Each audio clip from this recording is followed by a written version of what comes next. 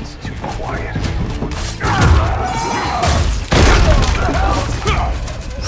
I don't know if you've looked at the 2026 video game release calendar recently, but it's pretty barren once we get into November and everyone starts trying to move away from the great GTA 6 apocalypse that will end our year. Except for Nintendo, who is just going all out with Ocarina of Time and doesn't care about GTA, which I respect.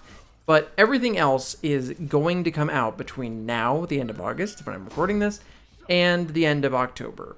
Realistically, though, most of that stuff has been sandwiched into September, which makes September just look absolutely wild. And between now and the middle of September, we have two great games that I'm really looking forward to. Or great looking, I should say. First is Star Wars Zero Company, a tactics game by BitReactor, some of the former Firaxis people who made XCOM, are coming out with that at the end of probably the week that you're listening to this. It'll be out.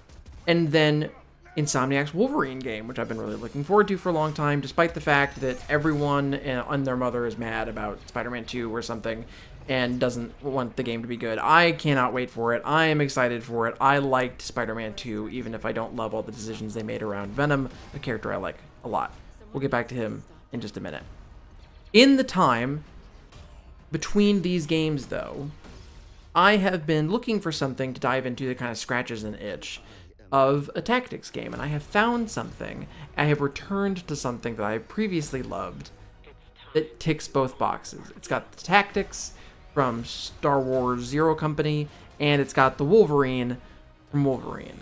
I am, of course, talking about the gem, Marvel's Midnight Suns, which is a game that you have probably heard of, and probably didn't hear a lot of after it actually came out, because the game kind of tanked on release, which is a tragedy, and we will get to why the game didn't do super good by the end of the video. But I want to jump right into what makes this game so fantastic and why you should play it. I want to make sure you know in short order how I can get you into a Marvel Midnight Suns today, because the game goes on ridiculous sale all the time and truly is one of the great tactics games of the past decade, and you gotta play it. Whether you play that before Star Wars Zero Company, if you're a big tactics nut, or you're playing between that and Fire Emblem coming out in September, I cannot encourage you to do it enough. And that's what I'm going to do for the next however long this video takes. So Marvel Midnight Suns takes place in the Marvel Universe, obviously, and is kind of a story about what happens when the more mystical underground heroes, when a threat of theirs kind of escalates to an Avengers level problem. And that happens at the very, very beginning of the game when you take control of Iron Man and Doctor Strange, who are in the meeting with Johnny Blaze, who you might know as Ghost Rider, the original Ghost Rider. He is not Ghost Rider in this game. Robbie Reyes is Ghost Rider in this game. But Johnny Blaze plays an important role in the story. Anyway, they run into him in the desert, learn about some shenanigans going on with the resurrection of Lilith by Hydra, Lilith, the mother of demons. And basically, you get the tutorial for the game and how it works before eventually moving over to the Sanctum Sanctorum, and you escape along with Captain Marvel back to a mysterious place called the Abbey, and the Scarlet Witch is left behind. And when the Avengers arrive at this mysterious location, they are met by the existing Midnight Suns, which consist of some, I wouldn't say B-listers, but some lesser-known heroes these days.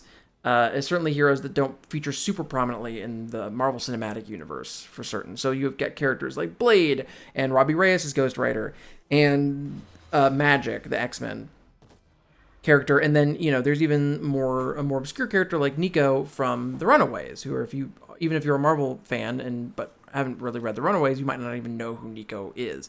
As a longtime Marvel person myself, I will confess that I knew very little about Nico before starting into this game because I just haven't read The Runaways. And basically, they do not like each other. The Midnight Suns are all about, the mystics, the mysticism, demons, all that kind of stuff, and the Avengers are like, nope, this is not our realm, big ticket items. But this is elevated to become a big ticket item. The Sanctum Sanctorum has been lost to the demons, and New York City along with it. And so basically they are there in the Abbey trying to work together to figure things out. And the solution to this problem is that the caretaker of the Abbey, who just goes by caretaker, goes and basically resurrects your OC, your original character that you play as for and control for basically the entire campaign, who just goes by the Hunter. You are able to take this character and turn them into whoever you want. It's like a Mass Effect style character creation. Matt Mercer voices the male Hunter, and he does a great job with it. And basically, you are a hero out of time. Never heard that one before. But you are an ancient demon slayer. Lilith is your mother, and you are being resurrected to go and hunt her, because that's what you do. And you are able to change out your abilities based on decisions that you make and things like that, but you are basically like using light and dark type skills to fight these. And that is kind of the setup of the game, as you gather this small group of heroes, and then your roster will grow to be pretty sizable by the end of the game. So let's jump into the combat first, because that will help make you understand everything else. Like all tactics games, there is downtime and then there's combat. The combat is going to take up a bulk of your time, although there's a lot of stuff to do in downtime in this game. In combat, and this we'll get into this a little bit, some of the controversy here, but part of the reason that people were initially skeptical about the game is actually something that works really well for it, which is that it takes a different take on tactics, where you have something like XCOM, where each character has like 2 AP, basically 2 ability points, and you can use those to move and to shoot, or to like use an item. And so you have to balance moving, shooting, items, all that type of stuff. Midnight Suns takes a different approach, which is that it is a deck builder, but it is first and foremost a tactics game. And so basically what you do is you play with, 3 different heroes in almost every single mission. You choose, the Hunter has to be on every main story mission, and so you'll pull from their deck. And then you have 2 other heroes with you in story missions, one of which is usually determined by the mission itself, so you only get to bring one of your choice. But then there's a bunch of general missions where you don't need to bring the Hunter, and you can just mix and match whoever you want. Every hero has 8 to 10 cards in their deck, which you select for them, and you can grow and exchange over time.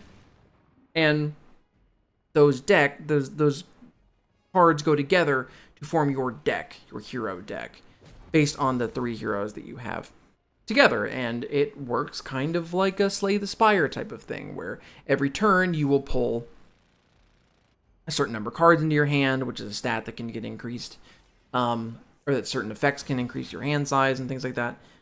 And then you have 3 card plays by default. So you don't have an energy system per se. There is an energy system called Heroism, but that is built by spending generator cards. So certain abilities are like basic abilities that will generate heroism, and then other abilities are spender abilities. And so you have to balance kind of how many spenders you have in your deck. Can you generate enough heroism to even use them? But the hero spenders are really, really powerful, big deal skills that deal a bunch of different damage. But you can only play 3 cards in a round. However, there are ways you can get around that, like the quick tagline, which is on cards, which is the most important tag on the cards, probably by far, because there are minions, which are enemies that can still deal plenty of damage, but don't have any health. You just need to hit them once and they go down. And then there are main enemies that have big health bars that you have to chew through with your heroic skills. In order to, if you hit something and kill it, whether it's a minion or not, if you just kill it, and it has the quick tag on it, it refunds a card play back to you. And so basically every single round, what you're trying to do is how can you play the most cards possible without ending your turn and giving the enemy a chance to move. And there ends up being a ton of different things that you can do every turn to express your skill and your talent and your tactical ability, as well as your strength in creating a cohesive deck together, which I think is really cool. So you can use environmental things, which you upgrade over time by doing stuff in the Abbey, where you can increase, how much damage an explosive barrel will do, or something like that. And you can spend heroism to make some of these traps go off or blow up an explosive barrel, destroying multiple enemies at once. Or you can just tag a bunch of quick cards together, but then eventually you'll run out of cards. You might need to redraw a few of them, which you only have a couple every turn. Or you'll need cards in your hand that will draw on a kill or something like that. Or you can use a tactical item that you can only bring a couple with you to draw extra cards if you need them. There are hero abilities that work that draw extra cards and all sorts of things like that. It's really, really neat. And every hero has their own kind of passive thing going on with them, their own kind of unique mechanic. Doctor Strange, for example, has a bunch of basic skills or spenders that actually scale with the amount of heroism that you have. So if you save up a whole bunch, so he's more of a support type character, which makes sense. And if you save up a bunch of heroism, though, you can spend his big like axe attack that he has, and you can spend extra heroism. So it does a certain amount of damage at 2 heroism and a certain amount at 4, and then at 6. And basically, by saving up, he can do more and more and more damage over time. That one's a little bit simpler, whereas you have a character like Captain Marvel, who plays very differently and has like a rhythm to her. Morbius, who's a DLC character we'll get to in a minute, also has a similar mechanic to this, but for Captain Marvel, you basically, if you play 3 cards of hers, 3 Captain Marvel cards, doesn't have to be in a row, just in a combat, you will generate a bar. And basically, once you play that 3rd card, you will draw a card. A card will generate out of your deck. This doesn't take space in your deck. Called Go Binary. That is free to play, so you don't need a card play to do it or anything like that. And it doesn't generate any heroism. And what it does is it amps up her ability. It elevates her. It causes her to gain a bunch of block, which is like a shield bar that goes above your health bar. And as long as she has block, as long as you maintain block on Carol's health bar, she will be in the binary state where she does drastically more damage. And some of her cards will even gain additional effects. Like, oh, if you use this card while Carol is in binary, you will knock the enemy backwards. Because there's a whole movement tactic around this. You can drop enemies off ledges, which has a percentage chance to work. So you can be in a situation where you have this big bad enemy who's giving you a lot of trouble, and you don't really have any other moves, but you can do one move and a shove per turn.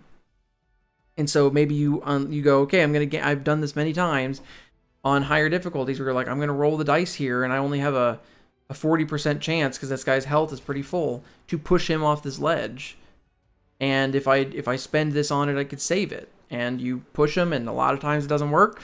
But 40% of the time, it does. And you can get that percentage higher by reducing their health first. But that can completely change the tide of battle. Or you can, because it's a big decision on what you're going to shove, because you could also take that opportunity to shove an enemy into a barrel. And then now that barrel will explode. Or you can shove an enemy into another enemy. Or you can shove an enemy into another hero. And after you get a certain upgrade, that hero will then, instead of just taking damage, will punch them backwards. And deal additional damage as well. There are like super villain encounters that can happen where you run into like Fallen Venom, who's been taken over by Lilith, who shows up and has a bunch of unique and powerful abilities that makes him super difficult to deal with. It's really, really awesome. There's so much diversity to the combat, to the enemies. I mean, the enemies, there maybe not that much diversity to them, but it always feels unique because you're bringing in so many different types of heroes and so many different scenarios. And the game has a ton of different difficulty settings, which it unlocks over time, that will basically like incentivize you to tick up the difficulty, which will gain you more kickback on your experience and things like that. But be much more difficult. And so you kind of can try to find the sweet spot that works best for you. That's just the combat alone. In order to enhance your combat, to make you stronger, you have to do a bunch of stuff back at the Abbey. And some of that is bringing back like a chest after every mission. You get a chest that has a selection of cards in it for the heroes that you used on the last mission. So if you used, Wolverine, Captain America, and Spider-Man on a mission, Spider-Man, by the way, is very heavy on the like pushing enemies around the environment, knocking them into stuff, gaining additional movements, things like that, which plays really well into his kind of identity as a hero, but it just feels really cool. It makes you feel like you're playing as Spider-Man in a tactics game. It's awesome. Anyway, if you play as those 3 characters, then when you open up the blind box for the cards, it'll give you an option of cards for those heroes that you played, and you basically can build up a kind of reserve of cards, and when you have multiple of them, you can combine them together to upgrade them and make them more powerful versions of the abilities you already have, and now they deal additional damage, or now they gain a tag like a knockback on them, or something like that. Or maybe they cost less heroism, or maybe they cost more heroism, but they do even more damage.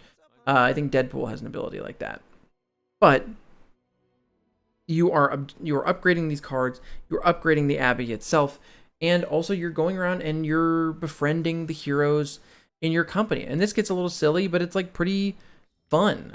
You know, every hero has a friendship meter that you have with them and that you talk to them and that you gain by giving them gifts when you're hanging out. And you can choose to like hang out and like play video games with Blade or whatever, or watch a movie with Iron Man. And at the end of those hangouts, you can give them gifts that you can find that are things that, you know, you might benefit from your comics knowledge if you're a comics fan. You might know, for instance, that if the game is like PG-13 basically, so or it's you know rated T, I'm pretty sure. So it keeps that PG rating, so it doesn't have any beer in it, but it's got, you can, if you know that Wolverine or Deadpool are from Canada, for instance, you can give them the legendary root beer of Canada snack pack that you can find around the Abbey, and they will love that gift. Whereas you give that gift to somebody else, they might not care as much about it. It's got a bunch of stuff like that that's really cool. But those friendship things are useful because they add really powerful passive abilities to these heroes that aid you in combat, that make a big difference. Like your friendship with Eddie Brock will change the way Venom plays when you are using him, which is rad. It's like very cool and fun, and some of it they get into some like more serious stuff, serious topics from these characters past, but also some of it's just like silly. Like Blade starts a book club because he has a crush on Captain Marvel and wasn't expecting you to come, and then Captain America overhears that they're starting a book club and invites himself to come along to it. And like it's a bit of comedy of errors of all these superheroes living together in the middle of this kind of apocalypse moment, and it gets really fun and silly. You know, Iron Man, there's a mechanics club with Robbie and Peter in it, and then Tony walks in and is kind of like, oh, I'll do this is fun, I have a bunch of tools that I bought and I can bring them in here, and then there's conflict and you kind of have to play mediator between these big personalities. It's rad, but also there's a bunch of like exploration stuff around the Abbey and puzzles, kind of almost like the crypt in Mortal Kombat. If you're, I don't know why my light is changing on me, but it's doing it. But like if you're familiar with Mortal Kombat and the crypt and things like that, there's a lot of that in here, which is weird. Like you're running around in third person, which is not how you normally play the game. Normally it's played from a tactical camera, from up like a isometric type camera. And you're running around gaining different abilities to like open doors or like purge corruption in the Abbey, and that earns you like, some of that will just get you like different costumes, some of it will get you money and things that you can spend on stuff, and or you know, essence to upgrade your hero cards, or gifts that you can give to other heroes. And you basically are unraveling kind of this mystery of the Abbey itself by running around the Abbey in between missions. There's just a lot going on. Like I wrote down a bunch of different stuff because there's so much happening in this game, and like if you want to just play the game on normal, you don't really need to engage that much with, like, I think the first time I played the game, I didn't really change out. I was pretty happy with the way my heroes played, and so I didn't really change out for that much for better cards that often. I would get better cards and I'd be like, these sound more complicated, I don't really want to deal with them. And now this time around, I'm bumping the difficulty up significantly every time that I get a chance to. I'm playing on like the ultimate difficulty in the background, so if you see things hitting me really hard, or that's why. The game is not typically very punishing on normal, but if you want to play on this higher difficulty, you have to take advantage of some of those really powerful cards and those really big changes, and it makes a huge difference in how you experience the game. And so it's just a very well balanced system that feels great to master. On top of all of that too, there's like this big DLC pack that adds Deadpool, Storm, Venom, and Deadpool, Storm, Venom. Oh my god, I can't believe I'm completely blanking on the fourth character. Morbius, of course. How could anybody forget Michael Morbius? And that adds like a whole new element to like new campaign. It adds like, you know, Sin and some other weird Hydra characters and like a whole new class of enemies, this whole vampire class. And the game goes on sale with like the complete $100 edition all the time. And like, it's a steal. It's super expensive when it came out, but the game goes on sale for like almost nothing very frequently. And you need to pick it up the next time you see it, because it's such a great game, and it's never going to get a sequel because all the people who made it aren't really there anymore. A lot of them went over to Bit Reactor, actually, to make Star Wars Zero Company. But it is such an awesome tactics game that if you have any kind of love for those characters or for the tactics genre at all, you really do owe it to yourself to check it out, because it really is such an underrated gem. And the reason the game didn't do so well, I promised I would end on this, is that it's for several reasons. Partially, it's because when they started revealing it, that people really, some of the tactics purists really did not like the deck building, the idea of the deck building element. They didn't have faith in it, and it kind of was one of the first times that I can think of in recent memory that just a bunch of gamers just saw trailers for something, and despite the fact that it had a bunch of good pedigree behind it, it was the people that made XCOM, the fans of the game, decided they didn't like something that they were doing, and just basically were like, bah, wrote the game off. When it comes out, and hey, the deck mechanic actually works great. The entire game is built around it. I remember there's this whole idea and movement of being like, oh, they didn't remove the deck building, so I'm not interested in the game. It's like the deck building is the game. Like, it's a central aspect of it, and they do a great job with it. Even as somebody who is like pretty tired of deck builders, I mean, like, that's not true. I play a lot of them still, but there's a lot of stuff about deck builders that I'm not super excited about all the time. But they nail it. They really make it work. They justify why it is the way that it is, and they do great with it.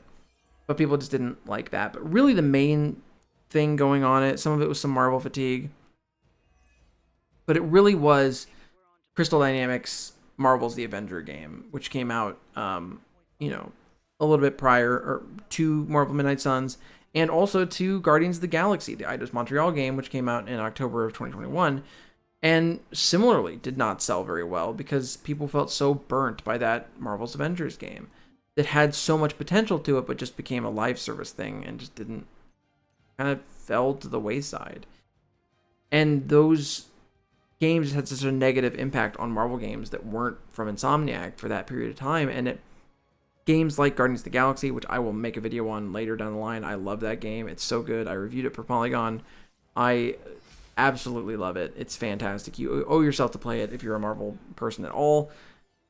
And that and Marvel Midnight Suns just fell through the cracks in a really unfortunate way, because this game deserves, I don't know if I like it.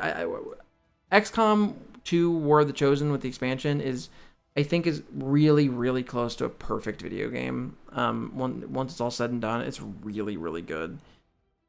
So I don't know if I would say that I like Marvel Midnight Suns more, but it nails everything it's going for, which is like the best thing you can say about a game like this. It nails the deck building stuff. It nails the Marvel characters. It nails like the spooky vibe of it being more of like a Halloween style, kind of a creepy witchy Marvel game, more like a corruption style Marvel thing where it's not like intergalactic villains or anything like that. It's more, you know, sinister in a way that's really fun, and it's also lighthearted and just tough. It can get really tough as well, and it's one of those games that is such a deep, I have such deep sadness that it will never see a sequel or more games in the franchise or anything like that.